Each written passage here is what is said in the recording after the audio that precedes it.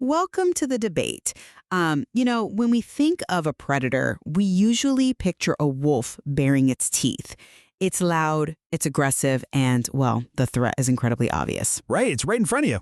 Exactly. But there is a type of psychological predator that doesn't bare its teeth at all. It whimpers. It plays the injured puppy. It uses this shy, introverted, or even seemingly depressed persona to completely dismantle someone's reality from the inside out. Today, we are decoding the hidden, highly destructive world of covert narcissism. And, this is exactly what trips victims up. They don't see the wolf. They just see a partner, a parent, or a boss who seems deeply wounded, someone who appears to be constantly on the losing end of an unfair world. Yeah, playing the ultimate victim. Exactly. But the emotional toll of living with that, the constant walking on eggshells, the profound self-doubt, the feeling that you are slowly but surely losing your mind, it's absolutely devastating. It is. And the clinical and forensic data present a massive question that we really need to answer today. When we look at this subtle, life-ruining behavior, are we looking at a calculated, predatory strategy of coercive control designed to gain power? Or, is this fundamentally a tragic, panicked defense mechanism driven by an incredibly fragile ego? Right. That's the core tension in the literature. So my stance, drawing from the behavioral profiling, the weaponizing competence, the financial sabotage, is this. I see a deeply calculated predator masking their grandiosity to execute systematic control. Well, when you actually unpack the clinical pathology, especially through frameworks like the DSM-5 alternative model, you see something very different. The manipulation is undeniable, but it isn't a Machiavellian plot. It is a desperate, highly reactive survival mechanism born out of profound emotional instability and early trauma. Let's test that. Because I want to look specifically at how these behaviors actually manifest in the living room in real time. Let's talk about the persona itself, how the covert narcissist weaponizes pity. Okay. Think about the mechanics of the silent treatment and covert gaslighting. Wait, look at how they use pity on a Tuesday night. They walk into a room, sigh heavily, and project this intense aura of being completely misunderstood. Oh, the heavy sigh, yes. Right? The partner naturally asks, what's wrong? And they get hit with passive-aggressive blame shifting. Like, if you don't know, I'm not going to tell you. Yeah, it's maddening. But if the partner doesn't ask, they are suddenly accused of being cold and unfeeling. That's not depression. That's weaponized guilt. It is a rigged game designed to put the victim perpetually on the defensive. I'm sorry, but I just don't buy that. Let me tell you why. Go ahead. You're describing that heavy sigh as if it's a strategic maneuver executed by a chess grandmaster. Clinically, we call this vulnerable narcissism. The DSM-5 alternative model is really helpful here. How so? Well, for our listeners who might just know the standard definition of narcissism, which focuses on the loud, arrogant, chest-thumping behavior, the alternative model looks deeper at the core engine of personality. It looks at how a person functions internally. And for the covert narcissist, that internal engine is completely stalled out by shame. Stalled out how? Because they seem incredibly active when they're punishing someone. They are active, but it's reactive. Their identity functioning relies on what we call fluctuating self-appraisals. This means they have no stable internal sense of who they are. Interesting. Right, so they vacillate wildly between secretly believing they are a misunderstood genius and feeling like absolute garbage. So when they walk into that room and sigh heavily, they aren't running a calculated script. They're not? No, they are experiencing intense attachment anxiety. They are testing the environment. Like, does my partner care enough to coax it out of me? It is an incredibly maladaptive, neurotic response to feeling fundamentally unlovable, usually stemming from early childhood emotional neglect. They basically split their self-concept just to survive their own mind. I see why you think that, but let me give you a different perspective. If this behavior is just a fragile defense mechanism, how do you explain the deliberate smear campaigns? The smear campaigns? Yes. When a victim finally tries to set a boundary or leave, the covert narcissist doesn't just cry in a corner. They systematically go to the victim's friends, family, and coworkers. Well, they do lash out, yes. They twist facts, they plant seeds of doubt, and they meticulously convince the outside world that the victim is actually the unstable, abusive one. I mean, you don't accidentally organize a smear campaign. You're looking at the smear campaign as if it's a strategic military operation to isolate the target. But therapeutically, we see this as a panic response to a narcissistic injury. A panic response that just happens to perfectly destroy the victim's support network. Yes, because of the mechanism of the injury itself. When a partner tries to set a boundary, the covert narcissist doesn't just hear, "I need some space." Their brain processes it as, "You are utterly worthless, and I am abandoning you." Wow. It threatens their entire psychological architecture. Their fragile ego structurally collapses. What follows isn't a calculated plot in a dark room. It is frantic, reactive hostility. But it's so systematic. Only view other people's reactions through the lens of their own survival. The smear campaign is them frantically rewriting reality so they don't have to face their own reflection. They genuinely convince themselves of their own victimhood to avoid the unbearable, crushing weight of accountability. Rewriting reality to avoid shame might explain a fleeting argument in the kitchen, but it completely fails to explain the sustained, methodical nature of coercive control, especially when we bring in the forensic accounting data. Okay, let's talk about the finances. You don't accidentally hide marital assets over a period of 3 years because your feelings are hurt. Let's look at the financial sabotage, because this is where the fragile ego defense really falls apart for me. Have you seen how they execute the altruistic takeover? The financial abuse is severe. Yes, but explain how you're defining the takeover here. It's a textbook predatory maneuver. It starts in the love bombing phase. They don't just demand the victim's paycheck that would trigger the victim's defenses immediately. Right, of course. Instead, they weaponize the victim's own fatigue and trust. They say, "You work so hard, you're so stressed.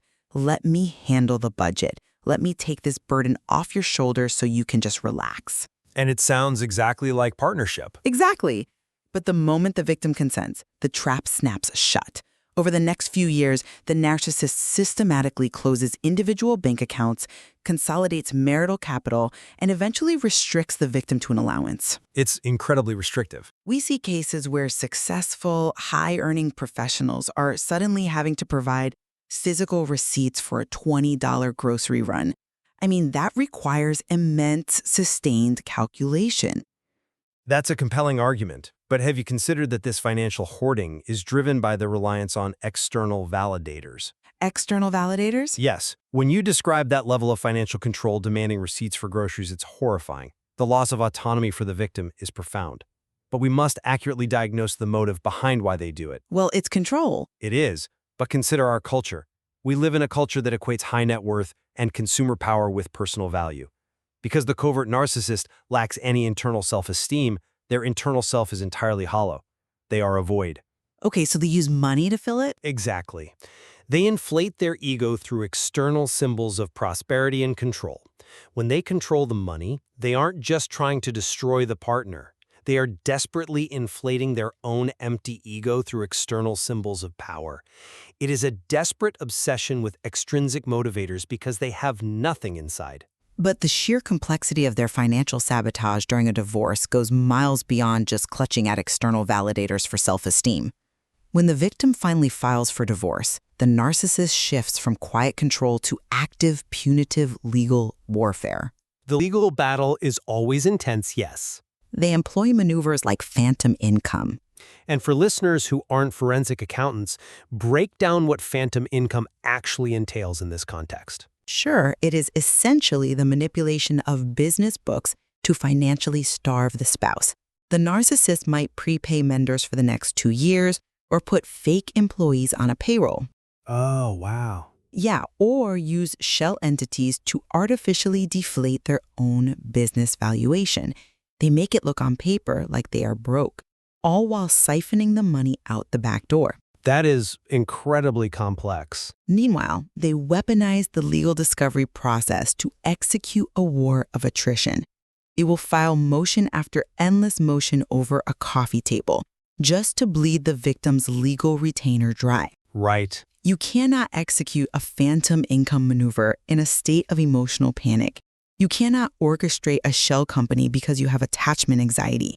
It requires a cold, calculating Machiavellian presence of mind to use the family court system to punish the victim for the ultimate injury of abandonment. But wait, you are assuming that panic only looks like someone hyperventilating in a paper bag? The hoarding, the legal sabotage, the shell companies. What if that is driven by their absolute existential terror of losing the external architecture that holds their identity together? You're calling that terror. I call it a Machiavellian presence of mind. I call it the punishment protocol. For the covert narcissist, a divorce is not a legal separation of assets. It is a zero-sum game of psychic survival. If the survivor gets a fair 50-50 settlement, the narcissist internalizes that as a profound loss, which to them is a psychic death. So you're arguing the complexity of the crime doesn't negate the pathology. Exactly. Yes, the methods are sophisticated. They are highly intelligent people often. But the underlying drive fueling that intelligence is a primitive, panic's need to ensure they emerge victorious to preserve their grandiose fantasy. I see. Because of their severe disorder, they truly believe they are entitled to all the resources. They literally cannot recognize the separate, valid existence of their partner. They aren't sitting there thinking, how do I destroy this separate human being? They are thinking, how do I preserve my own limbs? That brings up a critical transition, actually, because if they don't see the victim as a separate human being, we have to talk about what this dynamic actually does to the victim's reality. Absolutely. The emotional toll. This is where the predatory nature truly reveals itself. The destruction here isn't just a bad breakup, it is profoundly physiological. The clinical literature references Dr. Stephen Porges' polyvagal theory, which is crucial here. Right, and for our listeners, polyvagal theory essentially maps out how our nervous system assesses danger and safety.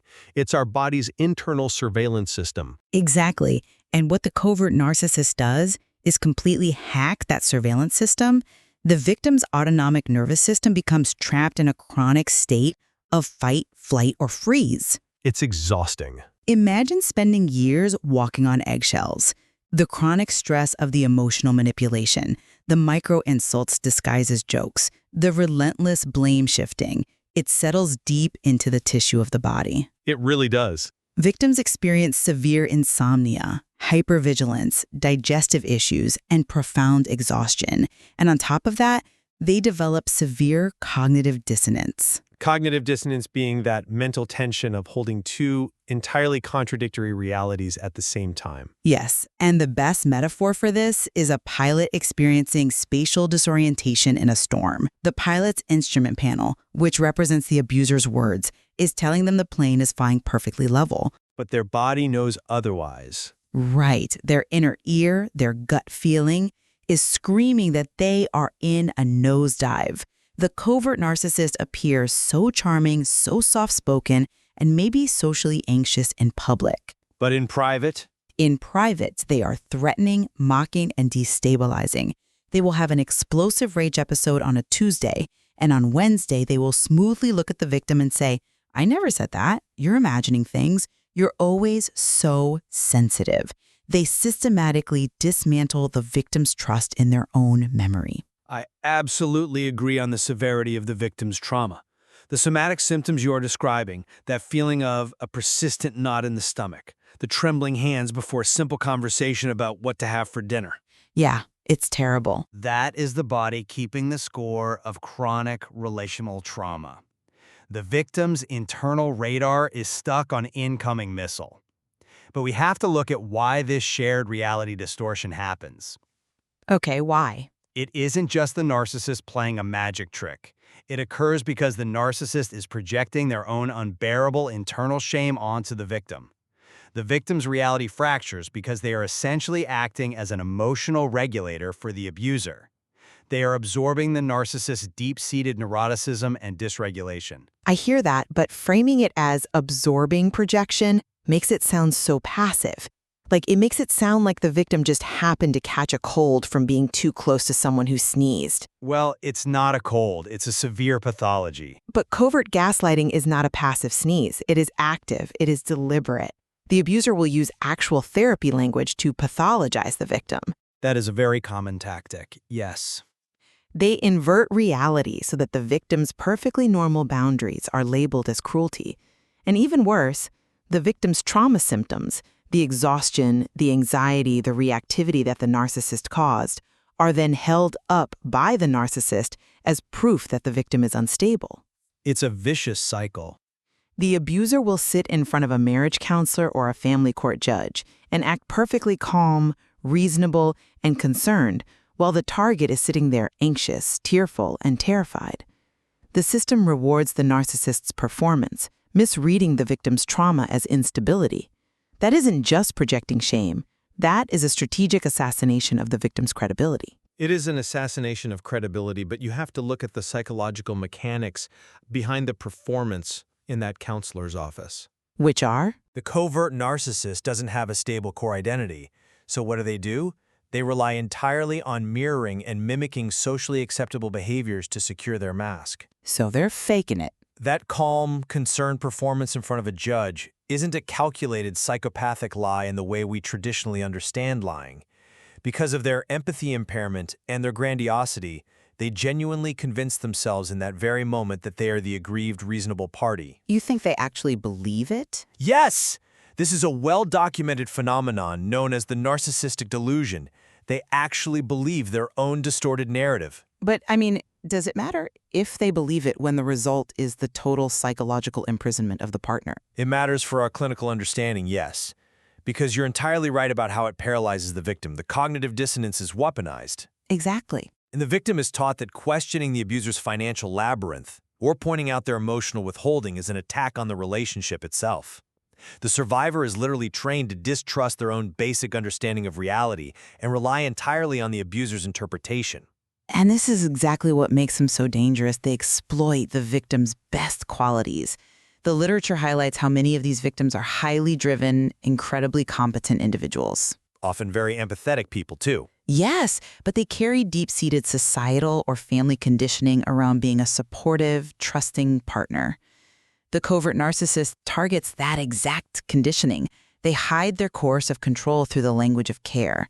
Like, I'm just protecting our family's future, or I'm just trying to help you. Right, wrapping control in altruism. Trying to outsmart the financial manipulation, all while managing a completely dysregulated nervous system. It's a full-time job just surviving it.